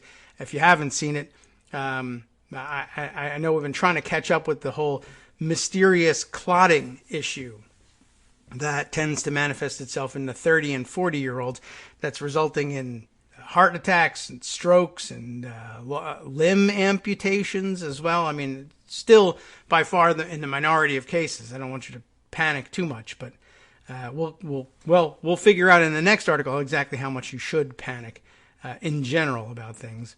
Anyway, since Monday, the Navy has been surveying members of the crew as part of its investigation. And this is the part here that will correct a supposition I made in thinking about the Roosevelt and its value as a study. I thought that they would have much more success in being able to, because they were military personnel, basically mandate that they all do this or that. Everybody has to be here, and you have to do that, and you have to submit to this testing. And as it turns out, that's not entirely true. Since Monday, the Navy has been surveying members of the crew as part of its investigation. The Navy and CDC said previously they hoped to survey 1,000 sailors. There's 5,000 sailors on the ship. I hope we can get 1,000 of them to comply, which to me, you're in the Navy. Comply. But guess what? They didn't do it that way. They needed to survey them and obtain saliva and blood for testing in all of this. And I'm sure with all of them having just had the swab stuck up their nose and down their throat, no one was really interested in any more testing. But giving saliva and blood is a little more routine. I think most people can handle it. But guess what? They wouldn't do it. Commander Denver Applehans. That's some name, huh? It's close to Applehands. There's no D in there, but that would be an unfortunate condition. Anyway, he's a spokesman for the Navy Bureau of Medicine and Surgery, and a serious person, so stop making fun of his last name, or his first name, which is Denver. Anyway, this is what he said in an email Friday, that the service asked 1,400 sailors to participate. He asked 1,400. They hoped 1,000 would comply. And guess what? They didn't. The Navy fell well short of that goal. I think they should have ordered some people, maybe. We are very thankful to the roughly 400 crew members of the USS Theodore Roosevelt who provided specimens for this outbreak investigation. Hopefully that's enough for them to make some sense of it. 1,400 were asked. 1,000 said, get lost. And 400 said, I'll help. They may be cranky because they're not feeling good, or they were afraid they've been poisoned by Donald Trump, who then fired their captain. But I could see they might have some trust issues going on. Anyway, Denver Applehans continues on here, saying, it's worth noting that the Roosevelt's crew has been impacted by this virus harder than any other military unit, and there are many competing demands on the crew to get the ship clean and ready to return to sea. We can't overemphasize our appreciation for those who did volunteer. So that's the ground truth there, the reality. They know they're busy and stressed, and you really can't push these guys too hard, I would say. They must know something about this. Anyway, the goal of the investigation, officials say, is to better understand the behavior of the virus and to apply those lessons to other Navy ships and military units. I did note the other day, by the way, at least one report saying that there are 26 ships in the Navy where they've had at least one coronavirus case. I don't know if it's fair to call them all outbreaks, but that has to be somewhat concerning. Not all of them, in fact, most of them are not currently deployed, thankfully, and I guess, so they can isolate cases much more easily. But that might not matter. Check this rest of this article out. Okay, the outbreak on the Roosevelt presents an opportunity to understand how the disease spreads in a relatively controlled environment, said Shane Crotty, a virologist and professor in the Vaccine Discovery Division at La Jolla Institute for Immunology in San Diego. It's really an outstanding opportunity to learn more, Crotty said. That's the type of scenario, a controlled environment, far fewer variables. It's the kind of situation epidemiologists love because of the minimization of variables. For my side, we're very interested in understanding viral immunology, the response to the virus, in particular, how that would help vaccine development. The development of an effective vaccine for the novel coronavirus is seen by many as a key to getting life around the world back to normal. The La Jolla Institute for Immunology is leading the international effort to collect antibody samples, which are key in vaccine development. Blood samples from the Roosevelt investigation will be tested at the CDC's lab in Atlanta using the agency's new serology test, which can identify antibodies and tell researchers whether a person has been exposed to the virus, even if they're showing no symptoms. Important, right? On the Roosevelt, Appelhans said, the rate of asymptomatic sailors testing positive for the virus is on the high end of what the CDC says can be expected in the general population. It's now down a little bit. It says approximately 50% of the sailors who tested positive so far on the Roosevelt have not shown symptoms so far of COVID-19, Appelhans said. The CDC has said that roughly 25% of COVID-19 infections are asymptomatic across all age groups. Given that the sailors are generally younger and healthier than the general population across all age groups, 50% or even slightly above may be appropriate or expected. Appelhans said the Navy expects to gain more clarity on asymptomatic carriers and virus transmission through its ongoing outbreak investigations. Among the questions Crotty has is whether asymptomatic people who test positive for the virus develop an immune response, something the CDC's antibody test might reveal. For my area in expertise, for us thinking about vaccine development and immunity, one missing piece is, do asymptomatic cases develop immune responses or not? Crotty said. The blood tests on the sailors should reveal that pretty quickly. That immune response, one that effectively fights off the virus, would tell researchers what an effective response looks like. Right now, there are over 80 different vaccine candidates, Crotty said. Once you have information in hand on what a good immune response looks like, it can help point out what vaccine strategy works. That's really valuable information. They're going to have very high quality data about true asymptomatic cases. On the Roosevelt, and unlike anywhere else with an outbreak, 100% of those potentially exposed to the virus have been tested. Although not all of the crew participated in the Navy and CDC's investigation, and the goal is not specifically for vaccine development, the Navy is hopeful its results are useful.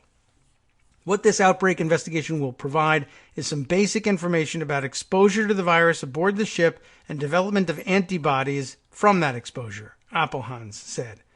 We hope it is useful in providing some additional information on how this virus is transmitted. In addition to the blood and saliva samples taken from sailors, officials also had volunteers fill out surveys to track their locations on board the ship. The Navy's Surgeon General, Rear Admiral Bruce Gillingham, said last week one of the goals of the investigation is to determine how much the virus spread without sailors showing symptoms. Because of the pre-symptomatic transmission, different from asymptomatic, because of the pre-symptomatic transmission, we believe that it probably passed through the ship quite freely and was initially unrecognized, Gillingham said. The Roosevelt pulled into Guam on March 28th as the virus spread out of control among its crew. It's the largest outbreak of the virus in the U.S. military. The first 2 cases of the virus were found among 2 members of the ship's air wing, a Navy official told the Union Tribune. However, because these 2 cases came to light 15 days after the port visit to Vietnam, Gillingham could not say he couldn't say for sure, essentially. He could not say how the virus got on board. It's not definitely the case that the port visit to Vietnam did it. He said, by the way, that that's also not the intent of the investigation. Now, some really interesting stuff here. The intent of the investigation is not to get to the source, it's to better understand the behavior of the virus going forward, he said. Now, Other factors the Navy is learning about the virus came to light this week as the service reported some quarantined sailors tested positive for the virus more than 14 days after testing negative. If I'm reading this correctly here, what they're saying is they tested everybody. These guys tested negative. They said, for the sake of our study, quarantine them anyway. Plus, of course, just in an abundance of caution, you've been exposed to the virus, right? So if you've been exposed to the virus and we test you and you're negative, you still say, well, you may be pre-symptomatic or something like that. Or even if you, I guess our regular practice on shore is, well, you haven't been tested, but you've been exposed. Quarantine yourself for 14 days. If you haven't gotten sick before the end of the 14 days, you might be in the clear. So what they've got here is, but in this case, they've added the twist of testing everybody. They tested people. They came up negative. They said quarantine for 14 days anyway, or for more days. I don't know how long they told them to quarantine, but it was at least 14 days. And then more than 14 days after testing negative and then going into quarantine, they were tested again, and now they're positive. That's kind of confounding and troubling. What do we know about this goddamn thing? We don't seem to know anything that holds certainly not in every case. Maybe that's the case with any virus, but this is troubling and weird. Experts point to the virus's long incubation period as being one of the key factors making its spread difficult to slow. Yes. While the Navy's interest in the investigation leaned more toward getting back to sea and conducting operations, Appelhan said the CDC will share its data with researchers on the civilian side as well. Our partners at CDC will share that information with the broader scientific community as is useful. We don't know for sure until the specimens are processed and the data is analyzed, but everything we can learn about this new virus is useful and contributes to the larger body of scientific knowledge that will increase our understanding of how we can prevent, treat, and mitigate COVID-19. The Navy expected its survey of the crew to finish Friday. CDC says the results are not due for at least 1 month. So we got to wait another month and see how many people are positive at that point. But yeah, important background information about what they're doing, what they're studying, how it works, the mechanics of testing everybody on board, and then the stunner of people testing negative, being put in quarantine for 14 days, and turning up positive after the 14 days. Not during it, but after. So I'd love to get more detail about exactly what the hell went on there and what does that really mean. And, I still have some questions about that. All right. But now we have to go and find out how much we are supposed to panic or not panic and when we are communicating about these issues and whether or not we should call it panic. This really is a good piece there from the New Yorker. Seattle's leaders let scientists take the lead. New York's did not. By Charles Duhigg. I guess I'm pronouncing this probably. Hope I'm close to correct. Duhigg. Good piece. Hate to mispronounce your last name. The initial coronavirus outbreaks on the east and west coast emerged at roughly the same time, but the danger was communicated very differently. One of several factors that might explain the difference in severity on the two coasts. The first diagnosis of the coronavirus in the United States occurred in mid-January in a Seattle suburb not far from the hospital where Dr. Francis Riedo, I'm guessing at that pronunciation, Riedo, an infectious disease specialist, works. When he heard the patient's details, 35-year-old man walked into an urgent care clinic, cough, slight fever, told doctors he'd just returned from Wuhan, China. In hindsight, it sounds obvious. Riedo said to himself, "It's begun." For more than a week, Riedo had been emailing with a group of colleagues who included Seattle's top doctor for public health and Washington State's senior health officer, as well as hundreds of epidemiologists from around the country. Many of them, like Riedo, had trained at the Center for Disease Control and Prevention in Atlanta in a program known as the Epidemic Intelligence Service. How do you like that? Pretty specific. Epidemic Intelligence Service. Alumni of the EIS are considered America's shock troops in combating disease outbreaks. The program has more than 3,000 graduates, and many now work in state and local governments across the country. This is the seeding that Greg was talking about. It's like kind of a secret society, but for saving people, Riedo told me. If you have a question or need to understand the local politics somewhere, or you need a hand during an outbreak, if you reach out to the EIS network, they'll drop everything to help. I wonder whether many of the members are among those who were trading the emails that were the subject of the reporting last week. Anyway, probably the case. Riedo is the medical director for infectious disease at Evergreen Health, a hospital in Kirkland, just east of Seattle. Upon learning of the first domestic diagnosis, he told his staff, from emergency room nurses to receptionists, that from then on, everything they said was just as important as what they did. One of the EIS's core principles is that a pandemic is a communications emergency as much as a medical crisis. People need to know what they're supposed to do and get the information succinctly, crisply, correctly, and with the least opportunity to F it up on their own, really, is basically what I took away from this. Members of the public entering the hospital, Riedo told his staff, must be asked if they have traveled out of the country.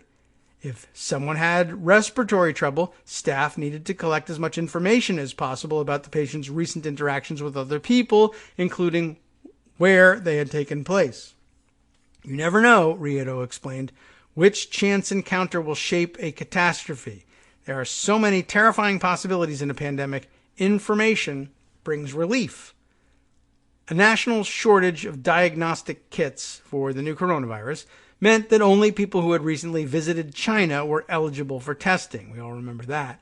Even as Evergreen Health's beds began filling with cases of flu-like symptoms, including a patient from Life Care, the nursing home 2 miles away, the hospital's doctors were unable to test them for the new disease because none of the sufferers had been to China or been in contact with anyone who had.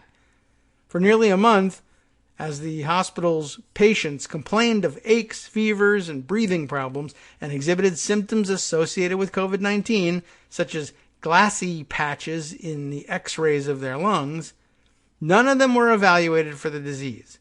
Riedo wanted to start warning people that evidence of an outbreak was growing, but, because they had no tests, he had only suspicions, not facts.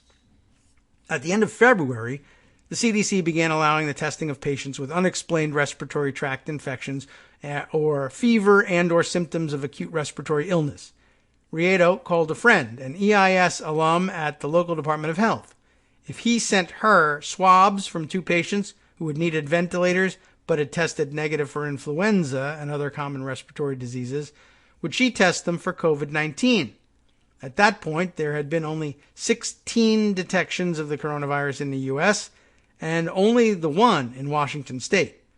I can't remember why we picked those 2 patients, Riedo told me. I was sure they'd be negative, but we thought it would be good to start collecting data, and it was a way to make sure the testing lab was working. The health official told him to send the samples to our lab. Riedo remembered that other local researchers had been conducting a project called the Seattle Flu Study. For months, they had collected nasal swabs from volunteers to better understand how influenza spread throughout the community. During the previous few weeks, the researchers, in quiet violation of CDC guidance, had jury-rigged a coronavirus test in their lab and started using it on their samples. They had just found a positive hit, a high school student in a suburb 28 miles from Seattle, with no recent history of foreign travel and no known interactions with anyone from China. The boy wasn't seriously ill. If the researchers hadn't done the test, the infection probably never would have been detected.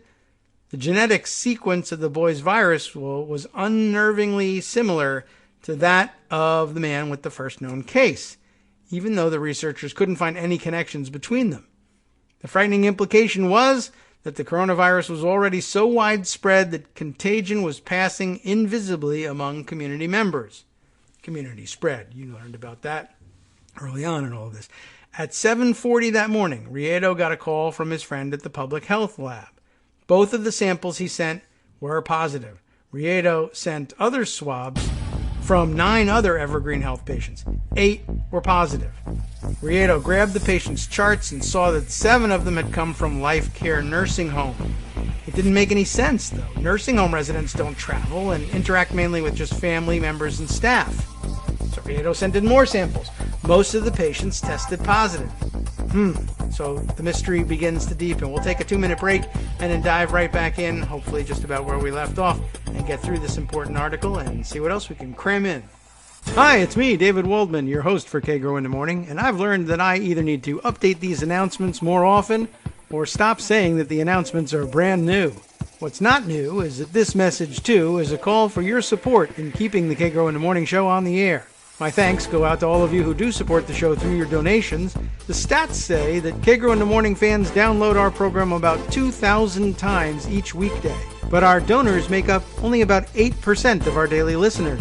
Patreon.com, Patreon.com, makes it simple to make easy, secure, recurring monthly contributions to support our show.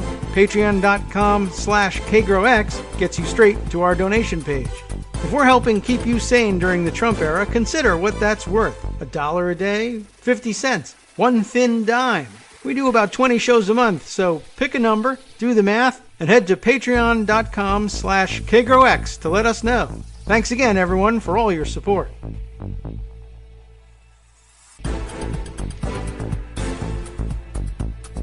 Welcome back now to the Kagro in the Morning show here on Networks Radio. Got a couple of comments to catch up on. I am informed from Karen here that, whatever the name of this city in Guam, that Hagatna or whatever, we'll check the pronunciation. We might as well take a break and do that, is the capital of Guam. That makes a lot of sense. That's what I would have datelined my piece too, I suppose, filing from there. And good as place as any to pull in, I suppose, if you're docking the ship. I don't know anything about the other 2 cities. But I don't know anything about Guam. Overlooked Guam in my studies, but thanks for chiming in on that one. Let's see. A couple of Ballerina X chiming in with something else here about the masks. Is this a shot from the Theodore Roosevelt? I guess some of the reporting on there. And yeah, good point. This is another thing, something I'd seen pointed out relatively recently, maybe from, the recurring expert on everything, Zeynep Tufekci, who has been reporting on the masking issues, pointing out that N95 masks, just another one of the finer points that we're learning about masks here and all this. So I think we've all learned that the N95 masks are the ones that they wanted the healthcare professionals to have for the purposes of actually protecting them from contracting it from others, whereas the rest of us are encouraged to wear non-medical masks, or at least not N95 masks, because what we're trying to do is prevent our transmission of the virus to others. We're just trying to keep our breath and coughs and saliva and various other, I think I've seen it referred to as ejecta, inside the mask so we don't spread it to others. But the medical workers who are around it all day and treating other people who are suspected to have it and might be coughing on them, they want to have the N95 masks on. But then we learned the N95 masks, the respirator type masks, come with an additional feature which is supposed to make them more comfortable to wear, which is great if you are working with fiberglass insulation or lots of sawdust in the air if you're working in a wood shop, or filtering smoky air. I think a lot of people had them for that during the West Coast wildfires. They come with a little respirator release valve, so you're breathing in through the filtering device, the filter part of the mask, the N95, and only the cleanish stuff gets through. Good, better for your lungs. And then when you breathe out, to keep the mask comfortable on your face and not hot and humid, there's a release valve where your breath, your exhaled breath can be released. And that's an issue if you are, in the middle of a crowd testing people for the virus, and some of the people might be negative, and they come to you. If you've somehow contracted the virus along the way, and you're breathing out, and the release valve is just letting your breath back out along with the virus, well, that's a spread factor too, and we really haven't worked out exactly how to nail that situation down. So it's a good point, something to think about. And so if you happen to be one of the few people who is in possession of a legitimately sourced civilian N95 mask, if it's got one of those valves on it, if that's what you're wearing to the grocery store because you're not sick but you want to be masked to be, polite and responsible among the rest of us in society, yeah, you're going to want to ditch that mask or put it away for later, or I think you can put tape over the valve, but I don't know how super comfortable that is.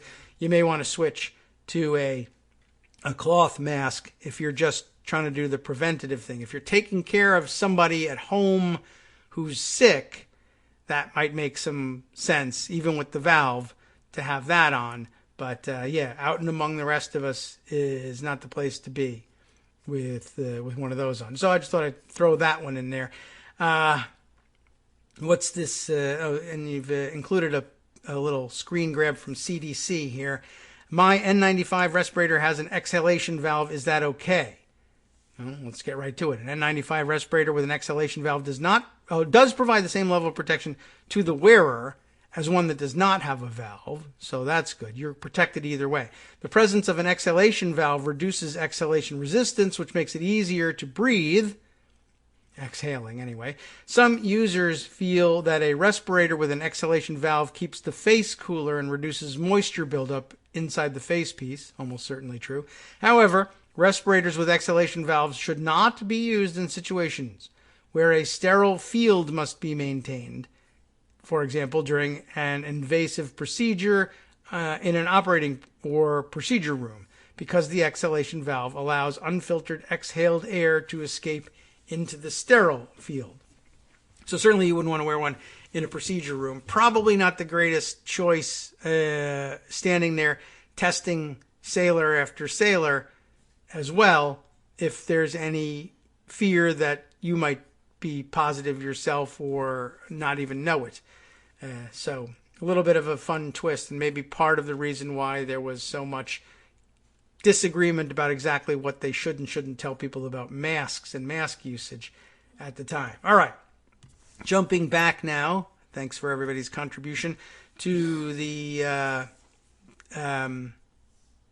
New Yorker piece, where we left off here, where Riedo had sent in more samples. He sent in 9, 8 turned out to be positive, right?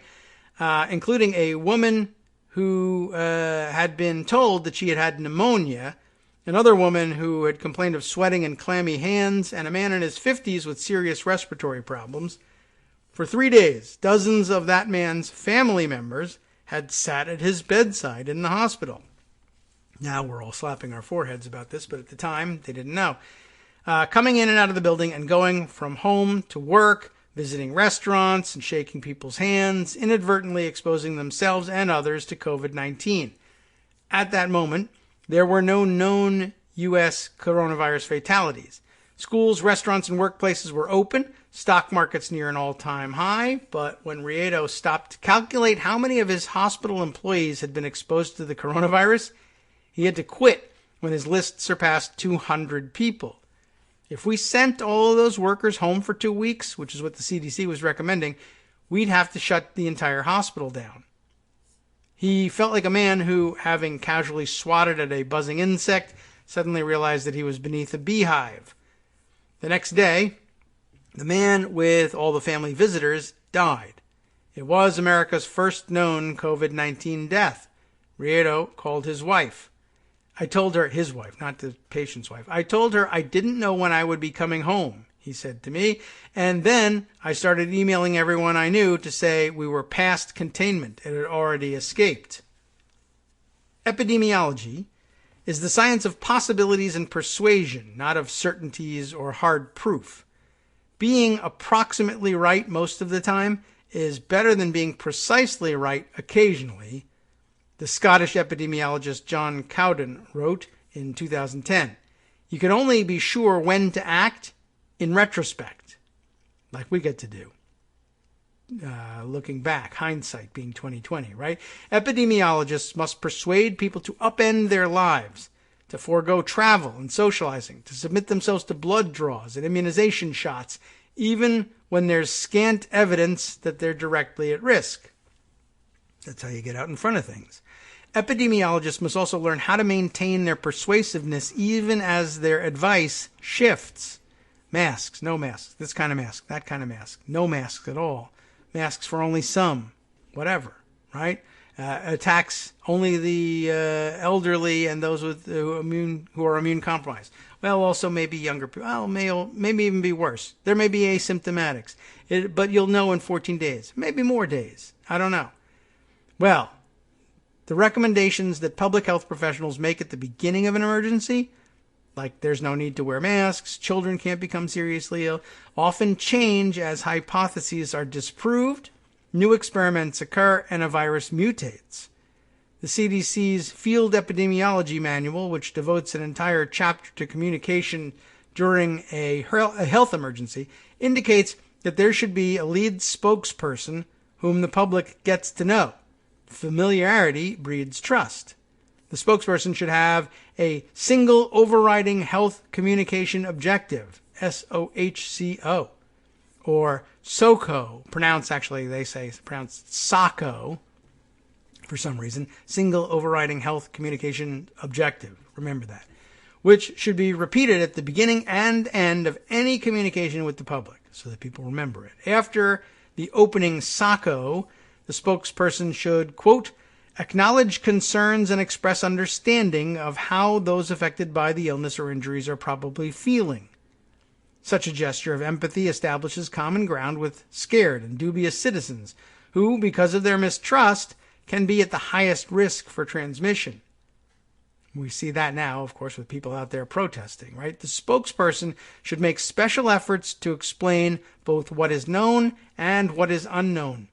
Transparency is essential, the field manual says, and officials must not over-reassure or over-promise. The lead spokesperson should be a scientist. Dr. Richard Besser, remember? Craig mentioned him, a former acting CDC director and EIS alumnus, explained, if you have a politician on the stage, there's a very real risk that half the nation is going to do the opposite of what they say. During the H1N1 outbreak of 2009, which caused some 12,000 American deaths, not 17, right? Infections in every state and 700 school closings. I don't think I even remember that. Besser and his successor at the CDC, Dr. Tom Frieden, gave more than 100 press briefings between the two of them. President Barack Obama spoke publicly about the outbreak only a few times and generally limited himself to telling people to heed scientific experts and promising not to let politics distort the government's response. Like, blue states get help, red states don't. And you get to close and you don't. And you're going to get masks and you won't, right? All of that is actually beside the point. Obama spoke only a few times and generally limited himself to saying, listen to the scientists. And that was the difference here between Seattle and New York, the article argues. The Bush administration did a good job of creating the infrastructure so that we can respond, Obama said at the start of the pandemic. What did Trump say at the start of the pandemic? The Obama administration gave me broken junk testing, which wasn't even true. And we had no anything, and we had no PPE, and he ruined everything. It was all Obama's fault. Well, exactly the wrong thing to say. But here, and by the way, Trump also has been spending all that time criticizing the H1N1 response. What, 12,000 people died? Well, he exaggerated that and made it into 17,000. We'd be loving having 17,000 dead now. We're at 55,000 plus and heading up. Anyway, I'll keep reading. So, Obama said this nice thing about the Bush administration at the beginning. Help people. They understood, right? Obama said the Bush administration did a good job of creating infrastructure so we can respond, and then echoed the SOCO by urging families, wash your hands when you shake hands. Now we just say don't even do that. I mean, wash your hands and don't shake at all.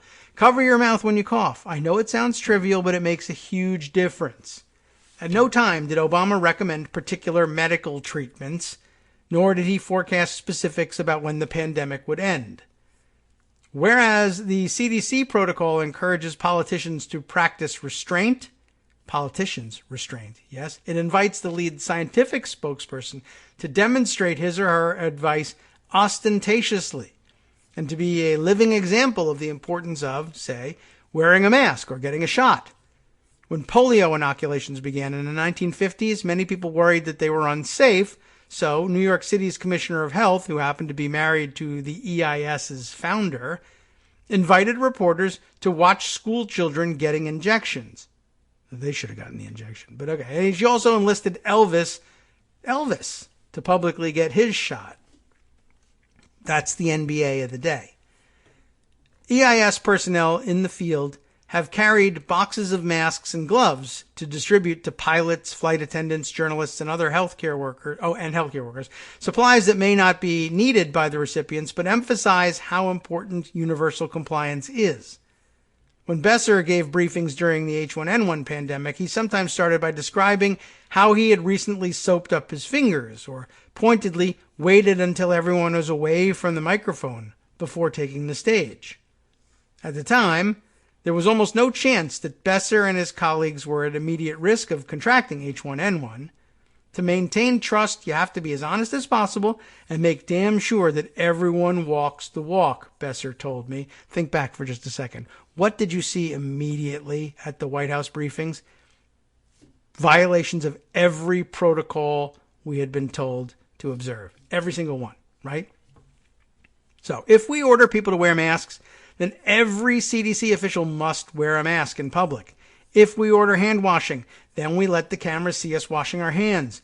We're trying to do something nearly impossible, which is to get people to take an outbreak seriously when, for most Americans, they don't know anyone who's been sick, and if the plan works, they'll never meet anyone who's sick either. That's an important point. White House, everybody together, use the same microphone, shake hands. They shook hands at that thing. I remember that. When they had all the CEOs there. I wonder how many of them, if any, are sick. Public health officials say that American culture poses a special challenge. Our freedoms to assemble, to speak our minds, to ignore good advice, and to second-guess authority can facilitate the spread of a virus. We're not China. We can't order people to stay inside, Besser said. Democracy is a great thing, but it means, for something like COVID-19, we have to persuade people to cooperate if we want to save their lives. On February 28th, around the time that Riedo learned of the COVID-19 cluster at the Life Care Nursing Home, the news was also relayed to another EIS alum, Dr. Jeff Duchin. Hope I'm pronouncing that right. Top public health physician for Seattle and surrounding King County. To Duchin, the cluster suggested that there was already an area-wide outbreak. He told Dow Constantine, the King County executive, that it was time to start considering restrictions on public gatherings and telling residents to stay home. This advice struck Constantine as possibly crazy. He's the politician and all this. There were only 24 COVID-19 diagnoses in the entire nation. Life looked normal. How could people be persuaded to stop going to bars, much less to work, just because a handful of old people were sick? Now we have protests that say the same thing. Constantine told me Jeff recognized what he was asking for was impractical. He said if we advised social distancing right away, there would be zero acceptance. And so the question was, what can we say today so that people will be ready to hear what they need to hear tomorrow? In emails and phone calls, the men began playing a game. What was the most extreme advice they could give people that they wouldn't scoff at? Considering what would likely be happening 4 days from then, what would they regret not having said? Even for public health professionals, the trade-offs were painful to contemplate. At a meeting of public health supervisors and EIS officials in Seattle, an analyst became emotional, not emotional, when describing likely consequences of shutting Seattle's schools. Thousands of kids relied on schools for breakfast and lunch. We heard that right in the beginning. Or received medicine like insulin from school nurses. If the schools closed, some of those students would likely go hungry. Others might get sick or even die. Everyone also knew that if the city shut down, domestic violence incidents would rise. And what about the medical providers who would have to stop working because they had to stay home with young kids? It was overwhelming, one EIS official told me. Every single decision had a million ripples. Yet the burdens caused by closing the schools could make an enormous difference in curtailing the spread of the virus. All kinds of parents would have to stay home. In 2019, Seattle had closed schools for 5 days after a series of snowstorms. Afterward, the Seattle flu study discovered that traffic in some areas had nearly disappeared, public transit use had tumbled, and the transmission of influenza had dropped. Constantine thought that announcing school closings was a potent communications strategy for reaching even people who weren't parents, because it forced the community to see the coronavirus crisis in a different light. We're accustomed to schools closing when something really serious happens, Constantine told me. It was a way to speed up people's perceptions, to send a message they could understand. While the logistics of classroom closures were being worked out, Constantine contacted Brad Smith, the president of Microsoft, which is headquartered in Redmond, east of Seattle, and asked him to consider ordering employees to work from home. Microsoft is a big deal here, Constantine told me. I thought if they told everyone to stay home, it could shift how the state was thinking. Make the pandemic real, the NBA of Seattle. Microsoft was a tech company which was poised to switch quickly to remote work and could demonstrate to other businesses that the transition could occur smoothly. So on March 4th, with only 12 known COVID-19 fatalities across the nation and no diagnoses among Microsoft workers, the company told employees to stay home if they could. Smith told me, King County has a strong reputation for excellent public health experts, and the worst thing we could have done is substitute our judgment for the expertise of people who have devoted their lives to serving the public.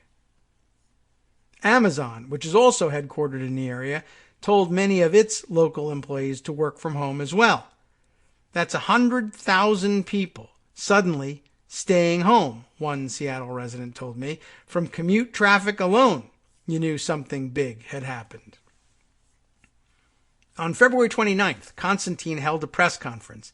He had asked Riedo, Duchin, and Kathy Lofy, L-O-F-Y, another EIS alum, and the state's top health officer, to play prominent roles.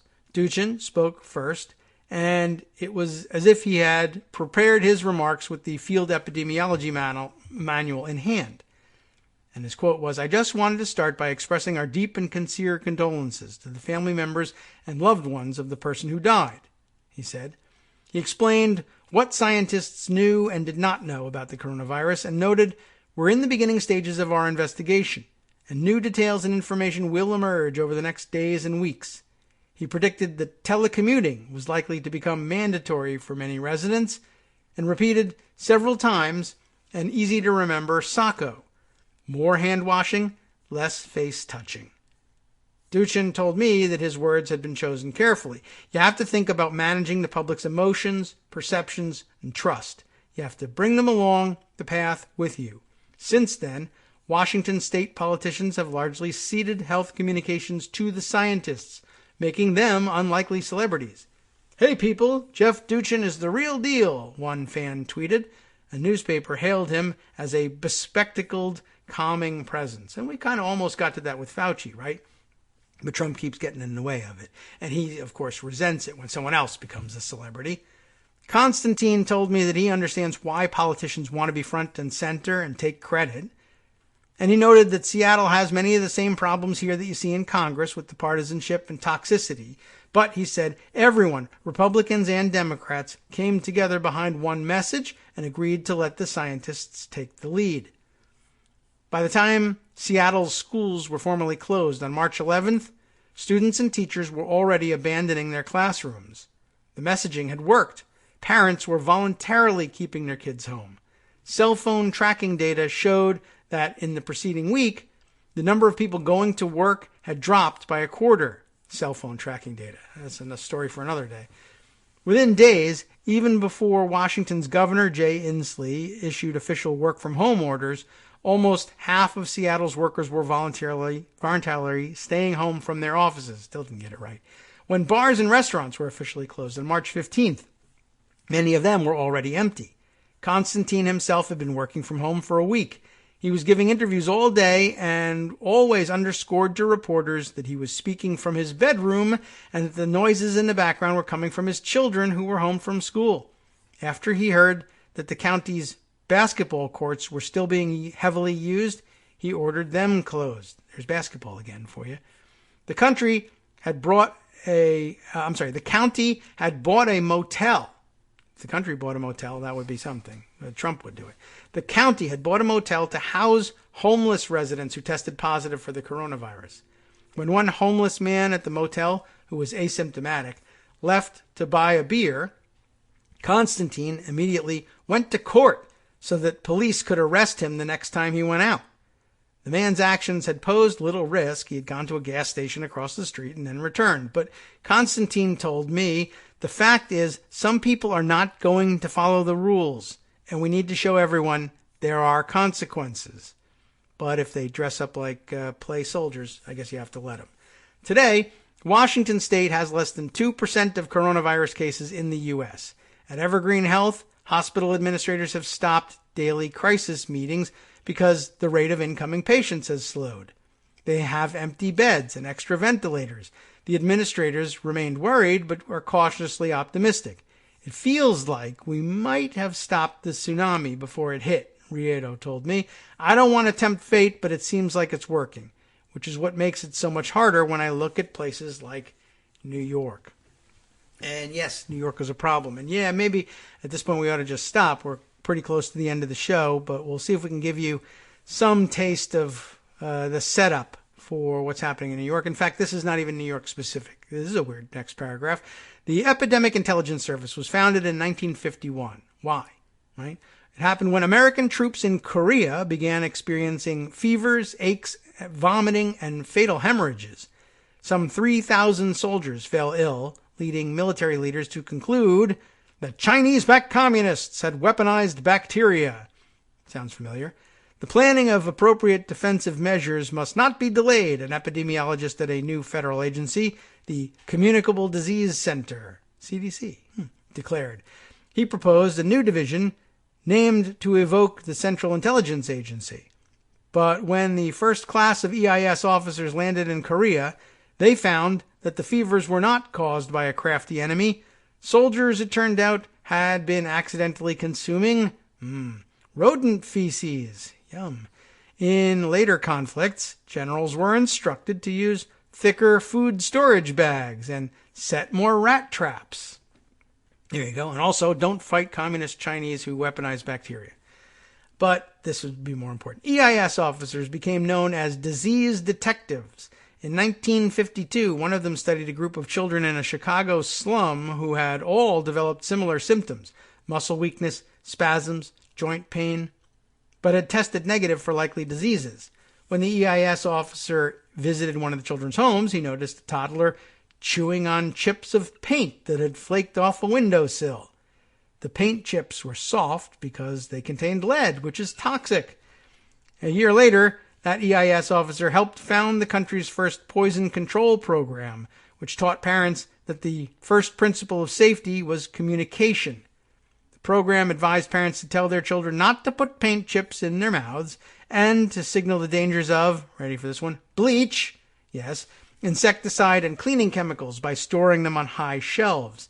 EIS alumni went on to take powerful healthcare jobs across the country. Nearly 90% of EIS graduates embark on public health careers at the local, state, or federal, or even international level. Got to get prepared for our outro music here to play us out. And as a matter of fact, it's time right now. Let's see. 4 former CDC directors are EIS alumni. Half a dozen graduates have served as U.S. Surgeon General. Apparently not the case right now. When the coronavirus pandemic started, EIS alumni began working non-stop, with some setting up cots inside their offices. While the virus remained overseas, the CDC led communications, scrupulously following EIS protocols. But soon after the coronavirus landed on American shores, the White House took over. Yes, this White House. EIS officers were dismayed to see the communications principles that the CDC had honed over the years being disregarded and sometimes turned on their head. A coronavirus task force led by Vice President Mike Pence was formed, excluding everyone from the CDC except its director, Dr. Robert Redfield. The CDC was ordered into lockdown, a former senior official at the agency told me. They can't speak to the media. These are people who have trained their entire lives for epidemics, the finest public health army in history, and they've been told to shut up. And now we have 55,000 dead, on our way up past 60,000, well before the August date that we were told very recently was going to be the case. And, well, you know where things go from there. I'll be right back to tell you about what's coming up. From Daily Kos Radio on networksradio.com. You have been listening to the Kagro in the Morning Show with David Waldman. Well, of course, Justice Putnam will be updating you on all of Trump's latest erroneous statements on coronavirus treatments and what the medical professionals have come forth to say, which is no. He's actually gone too far this time. We'll see whether we hear any more about that. Plus, of course, the wild roundup of news from home and around the world next.